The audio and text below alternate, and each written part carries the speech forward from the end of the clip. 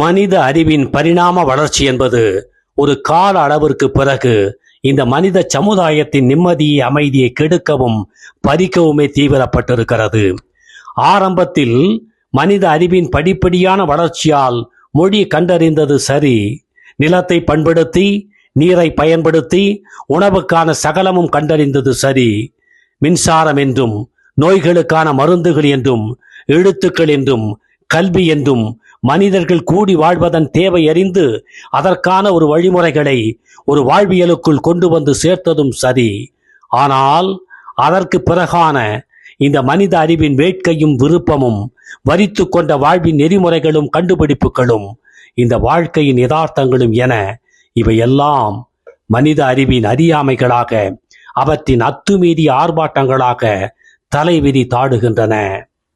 இந்த மனித அறிவானது அனைத்து மனிதர்களின் பரிபூரண வாழ்வுக்கு சரியான பாதை அமைத்து மகிழ்ச்சியும் பாதுகாப்பும் நிம்மதியும் சம உரிமைகளும் நிறைவான வாழ்வும் தருவதான ஒரு உன்னத மனித வாழ்முறையை ஏற்படுத்தி தர எப்பொழுதோ அதற்கான தகுதியையும் தரத்தையும் பெற்றிருக்கிறது. ஆனால் நல்ல சிந்தனைகளுக்குள் ஆட்படாத இந்த மனித அறிவு சக மனிதர்களின் உரிமைகளுக்கும் உயர்வுகளுக்கும் அக்கறை காட்டாத இந்த மனித அறிவு தன் சுயநலத்தில், பெருமைகளில், புகழில், அதிகாரங்களில் மோகம் கொண்டு போதை தலைக்கேறிய இந்த மனித அறிவு தன் உயர்வான தகுதியையும் உன்னதமான தரத்தையும் இழந்து தன் 6ஆம் அறிவின் அந்தஸ்தை அதன் அகால மரணத்தால் பறிகொடுத்து விட்டது. மனித நேயம், அன்பு, நற்சிந்தனை, சக மனிதர்களின் நலன் போற்றும் நல்லியல்பு இவற்றையெல்லாம் உள்ளடக்கி ஒரு மனித நல்லறிவு தொடர்ச்சியாக இயங்கி இருக்குமே. ஆனால் இப்படியான தரம் தாழ்ந்து தாழ்ந்து பல நூறு கேடுகளின் சரமாரி தாக்குதல்களால் வீழ்ந்து வீழ்ந்து வேதனைகளின் வெட்கக்கேடுகளின் குவியலாக இந்த மனித சமூகம் இப்படி உருவாகி இருக்க முடியுமா?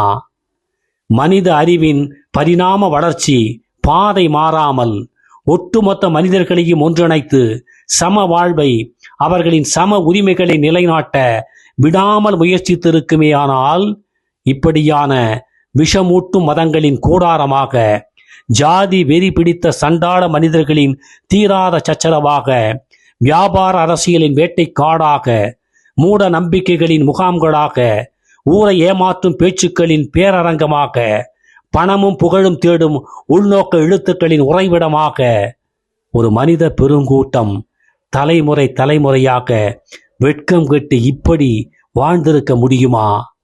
சமூக ஏற்றத்தாழ்வுகளை சமப்படுத்த, தனி மனித அபரிமித வளர்ச்சிகளை வேரோடு சாய்க்க இந்த மனித அறிவு தீவிர ஆய்வுகளை தலைமுறைகளுக்கு கற்றுத்தந்திருக்குமே. ஆனால் இப்படியான அயோக்கியர்களின் தலைமை, பேராசை அரசியல்வாதிகளின் அத்துமீறிய அதிகாரங்கள், தனி மனித துதிபாடல், விலை போகும் நியாயங்கள், கோடிகளை குவிக்கும் தனி மனித சுதந்திரம், தீமைகளுக்குள்ளேயே பழகிய விபரீதமான வாழ்க்கை என ஒரு தாழ்ந்த சமூகத்தை இப்படி இதுவரை நிரந்தரப்படுத்தி இருக்க முடியுமா?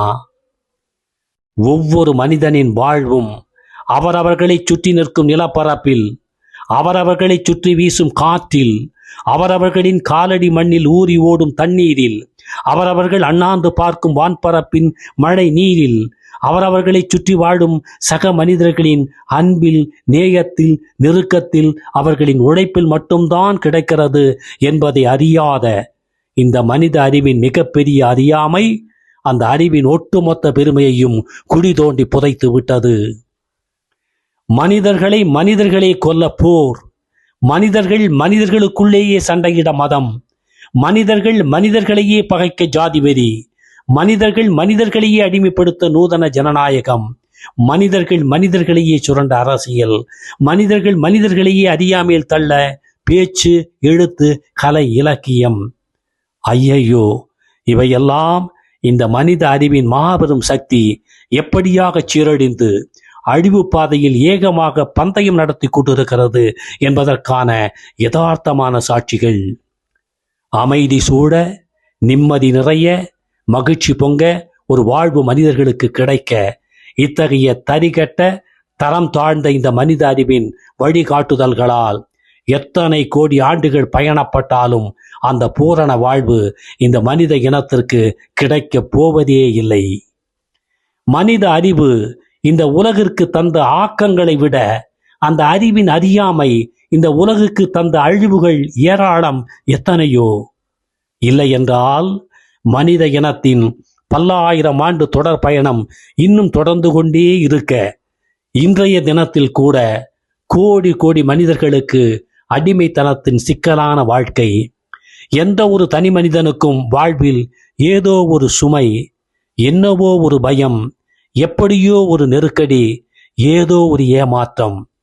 இப்படியான இந்த சமூகம் என்னென்ன தத்துவத்தை எப்படி எப்படி பேசினால் என்ன பயன் உண்டா?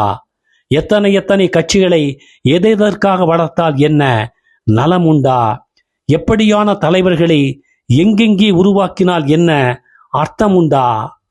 இந்த மனித கூட்டம் அமைதியை காண, பாதுகாப்பை தேட, வாழ்வை சுலபப்படுத்த, நிம்மதியை பெற, சுகமாக வாழ்ந்து முடிக்க என்ன வழி?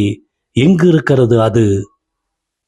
அறியாமைகளை அறிவுக்குள் அடர்த்தியாக நிரப்பிக்கொண்டு நல்வாழ்வின் அடிப்படை நெறிகளை துளி கூட புரிந்து கொள்ளாமல் தவறுகளை தனித்துவமாக செய்ய பழகிய இந்த மனித அறிவு இனி இந்த மனித பொது வாழ்வு மேம்பட உதவும் வழி செய்யும் என்று நம்பினால் அது பகல் கனவு, பச்சை பொய். எப்படி இருந்தாலும் அளப்பரிய ஆற்றலோடு மனித அறிவை படைத்த இந்த இயற்கை அவ்வளவு எளிதாக இந்த மனித இனம் அழிந்தொழிய கண்மூடி கைவிட்டு விடாது. மனித கூட்டத்தின் ஏதோ ஒரு மூளை அதில் படர்ந்த தூசு தும்புகளை தட்டி உதறி அறியாமை கலக்காத புது ஆற்றலோடு அத்தனை மனிதர்களுக்கும் அற்புதமான உயரிய வாழ்முறையை உருவாக்கி ஒரு உன்னதமான உயரத்தில் இந்த தாழ்ந்த சமூகத்தை கொண்டு நிறுத்தும். ஏனென்றால் அனைத்திலும் மேலான உயர்ந்த பிறப்பாக இந்த மனிதனை உருவாக்கிய ஒப்பில்லா இயற்கையின் உள்நோக்கமே இதுதான். எப்போது நடக்கும்? எதிர்பார்த்திருப்போம்.